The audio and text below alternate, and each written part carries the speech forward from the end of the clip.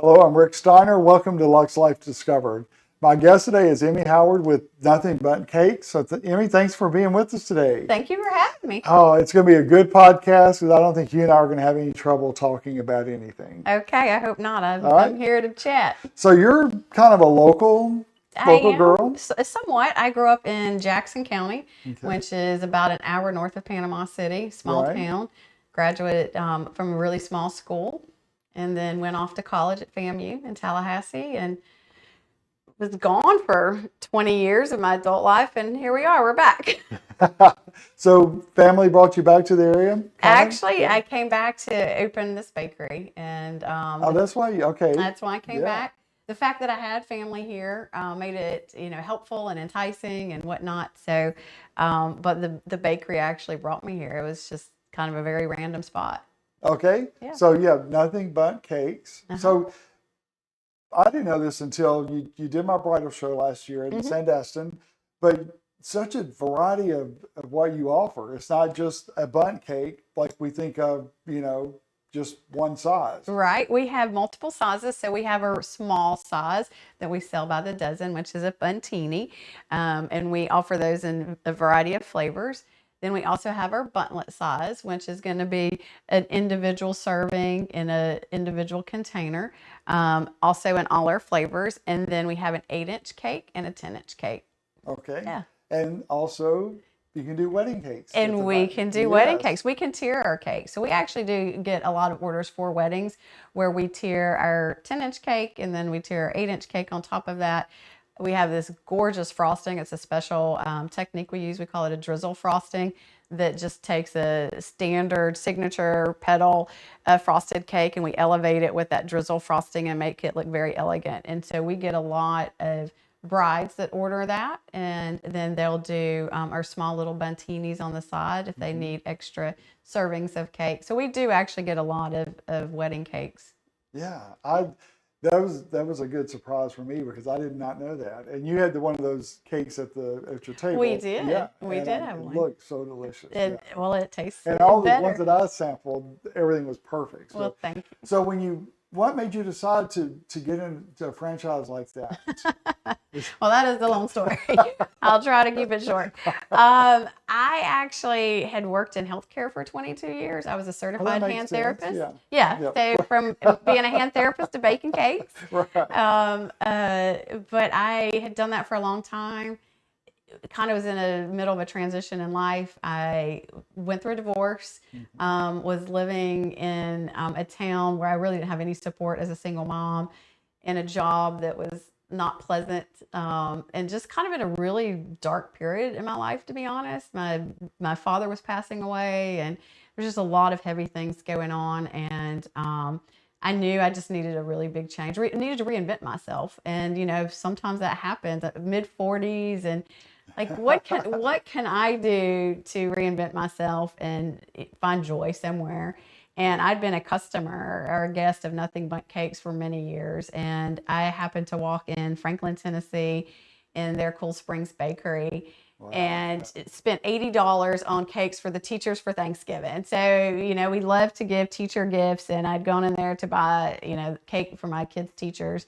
And I walked in and I'm like, I wonder if I could do this. Like, this is joyful. This is happy. And it just felt good in the bakery. And I went home and started researching franchises. I mean, it was nowhere on my radar. I kind of always knew that there was something else I wanted to do in life, but couldn't quite figure it out. And the most random thing, I submitted a form of, hey, I'm interested. And 2 days later, they called me and they said, listen, if you're really interested, we have this market in Florida. It's Panama City. And I'm like, you're kidding. You're kidding. Like, I didn't think I'd ever move back to the Panhandle. Right. But just going through some transitions in my life and knowing that I could come back and be close to my mother and support her and she could support me and come back to a town where the funny thing is when I was a little baby, I lived here and we had some things happen in our family's life and the community really came together and helped support my family. And then we moved up to Mariana. But I'm like, this is full circle. I am now in Panama City. I get to be part of this community that had supported me when I was a small child, and now I get to like bring this business here, this joyful business, and have my kids here. It just everything really fell into place. It was one of those situations where all the doors just opened, and I just kind of fell here, and here we are. Well, good. And you give back quite a bit. You donate cakes for a variety of reasons. We try to. Yeah. Yes, we do. Which is another reason whenever I was doing a lot of research about this franchise in particular, this franchise is really into giving back to your community. One of our core values is to have a servant's heart and to build genuine connections. And I love that when I researched. I went through a couple months of what we call development time whenever you're working with a franchisor to see if it's a good fit for you.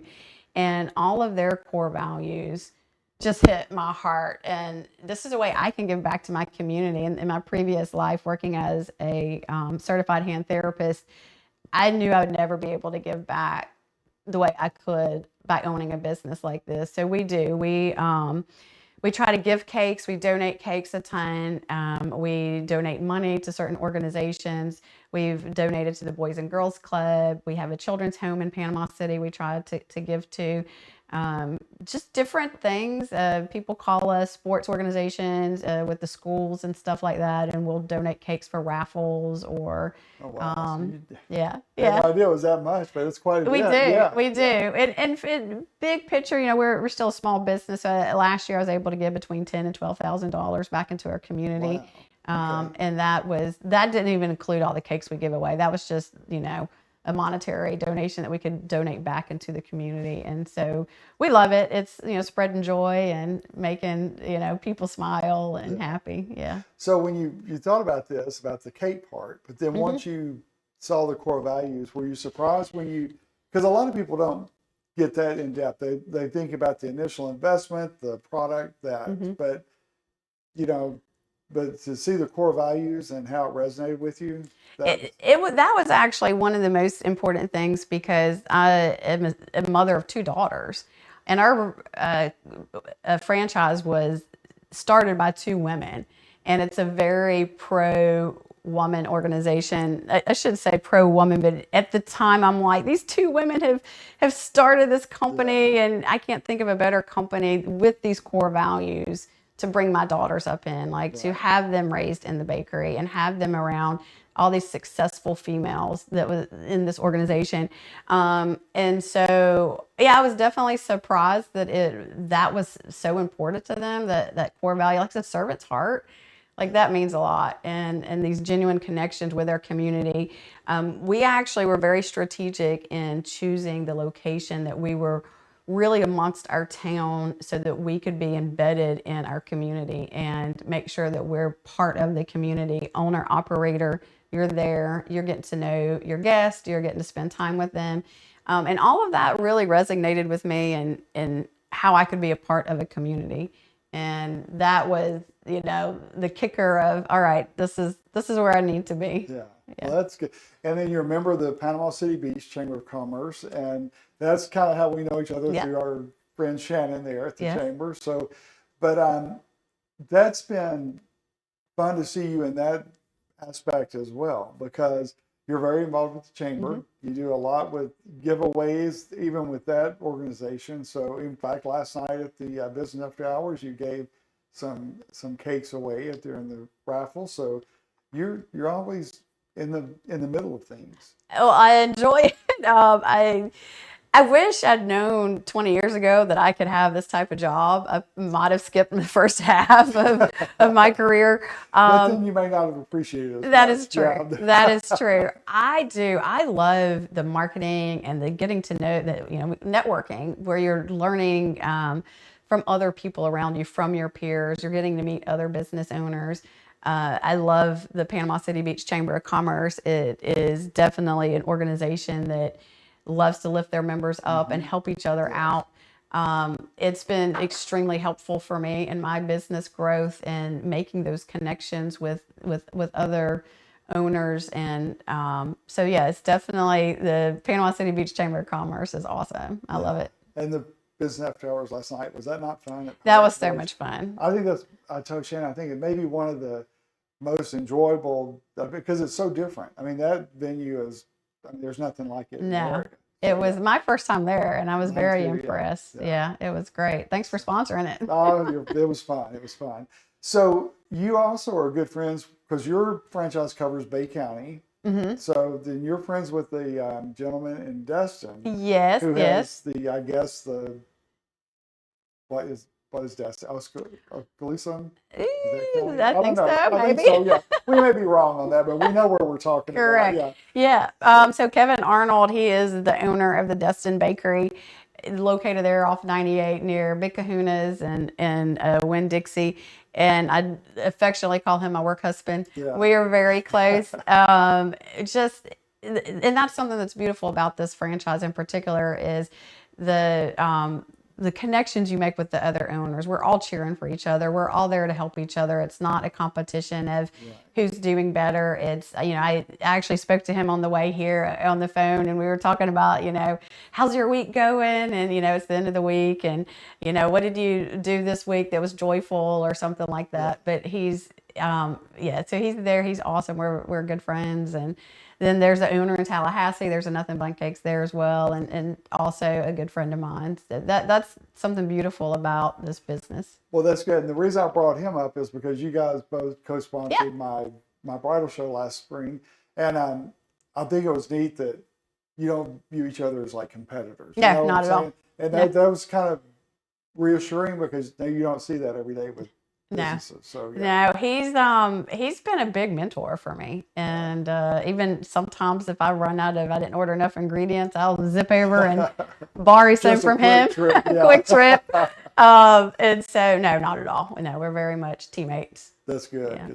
When I first started working down here, I was going to come over to Destin for a meeting. I thought it's like 18, 20 miles. I've got plenty of time. So I left like 30 minutes before. Put it in my GPS, and it says 1 hour, 26. I'm like, are you kidding me? It's a stretch. With traffic and depending time of year. Yep. So I had to call immediately and, say, I'm going to be a little late. And, oops.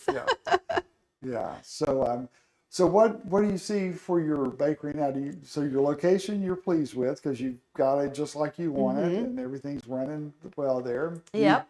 See another like branch in Panama City Beach or somewhere else? We're working on it. Yeah, absolutely. So all of Bay County and a tiny bit of Walton County is our territory that we serve currently.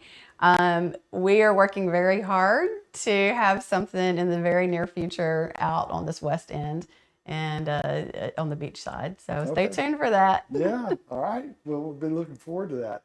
So what would you say the most rewarding thing has been? Because you've done this for how long now? We've been open 2.5 years. I was thinking it was around 2 years. Yeah. Yeah. What do you think is the most rewarding aspect? Do I have to only pick one? Yeah. Well, you can talk about as much as you want there. I do think being part of the community is huge. Yeah. People they call me the cake lady, and I love that. The fact that people know that I am the person bringing some joy to them because our cakes are, pretty much associated with something happy going on. I love that. I love that my daughters are part of my business. Yeah. My oldest, she'll be 15 in October, and she works. She comes to work. And does she? I didn't realize that. Okay. So. She does. She not every week, but when I can bring her there and she can get there. And having her, and my youngest will work as well, just not as often, but having them part of this adventure and journey, and it is a type of business that they can help me with, and being able to be a role model for them, that, you can completely change your life if you want to and start something new. Like this was risky, right? This was a very risky business for me to give up the W-2, and now let's gamble. And you'll probably find this too, now that you're self-employed. People think when you're self-employed, you can do what you want, when you want, and you can, but it doesn't pay the bills. It does not. Yeah. That is correct. So there's a lot of late nights, early mornings, a lot of stress that people don't see and appreciate. That is correct. Yeah, I didn't appreciate other business owners at all or businesses until I am in the grind now and doing the work. But I do want to say one of the other things, though, that I find rewarding, my staff. I have a phenomenal staff. Huge, yeah. I employ anywhere between 15 to 20 people at a time. Wow. I know. I Yeah. didn't think about that. Yeah. Yeah, we have a large staff. So I'm not generally the person baking cakes. I will. I love to help them, but I have a phenomenal bake team. And I have a wonderful frosting team. And there's someone there first thing in the morning, getting orders together, frosting cake, baking cake. And we have what we call joy creators, and they're the ones that are out front serving you and smiling you and greeting you.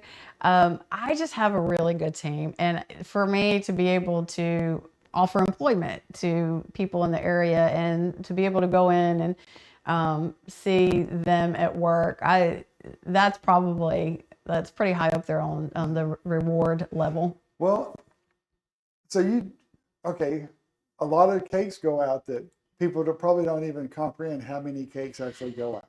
A lot. Yeah. So that takes good product, first of all. It does. It takes good teamwork and good presentation. All of it. Plus everything else. And it's all handcrafted. And when I say that, like, we actually bake all our cakes in-house. We make nothing's shipped in. And we obviously get ingredients, right? But we make it all in-house. And then like our frosting is made from scratch in-house. We hand frost our cakes. I actually had a meeting with my team this morning. We were comparing who was frosting, their cake, and I know this is, this froster's cake. I can tell the way it looks. And we have obviously a way that we want our cake to look, but they're also handcrafted. And no cake's ever going to look the exact same because we are doing it all by hand.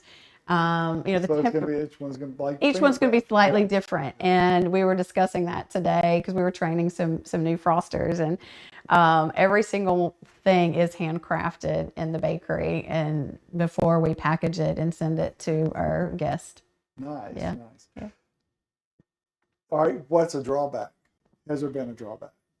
There is. Yes, absolutely. Being self-employed. Yeah.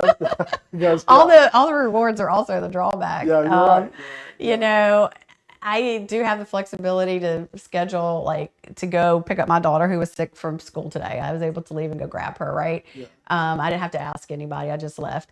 However, if one of my team members are sick, I have to fill in. Not always, but frequently I have to fill in. And so you're kind of at the mercy of your staff, of people showing up and being responsible and coming to work. So that's probably a little bit of the drawback. Long hours. Those short hours are very much balanced with sometimes very, very long hours. It's a risky business with the economy. Our minimum wage is going up in September. Cocoa is going up in the fall. So as you are balancing your cost of goods and your expenses, just constantly staying on top of that, making sure you're still giving a quality product that you're super proud of and tastes wonderful, and still able to just balance it all. Yeah. A lot of things that people don't think about. A lot of things you don't think about. Checks and balances and all of that. Right. Yeah. But like I said, I've been totally amazed by learning about what all you have, what all the products, the different sizes. I never knew about, what do you call them, buntinis? Buntinis. Yeah, buntinis. Yes. I never knew that they existed, and I walked into one at a franchise in Jonesboro, Arkansas one time, and I saw these little cakes. I'm like, I could eat some of those right now. It's like, well, what stopped you? Right. Well, I did. I got the next size, the individual one. Yes, the buttonless size. Buttonless, yeah. Because that was bigger. I didn't eat 12. I just eat one or two of those. Yeah. And, it's more than 12, but still, if you put it all They're together, so good. They were good. So and good. they had just come out of the oven. They were warm. And listen, it's a product I fell in love with. And that was the other thing when choosing to do this franchise. I want to sell something I'm passionate about. Exactly. I am passionate about it, and it is some good cake. It's very yummy. It's moist. It's, our frosting is delicious. And I always say we just bake it with a lot of love, but it's really good. That brings up a good point. You're passionate about it. How do you say no to, because I'm sure you get endless requests for different things. We do. How do you turn on the business part of your brain and say, I can't do everything? I had to come up with some boundaries and rules for myself that made sense for my business. So I actually, and I love to tell the community this so that they know, I have a certain amount of money every single month. That's my donation budget. And it starts over every month. And when it's capped, it's capped. So if you need a donation for May, you might want to hit me up in February and I'll put you on that May calendar. And so I had to, I don't always follow the rules because then someone walks in and I'm like, oh, I can't say no. But I have to have a little bit of structure and boundaries on the business side to protect that. I'm talking about even with cakes, though. Oh, because you give, I mean, we do. We give a lot away. We do. And like I said, I usually don't even count those into our donation, pocket. But it's just, it just works. It just works. Yeah. It just works. It's rare we say no. It's rare. Well, that would be tough. And I'm the kind of person I would give everything away, it seemed like. So, yeah.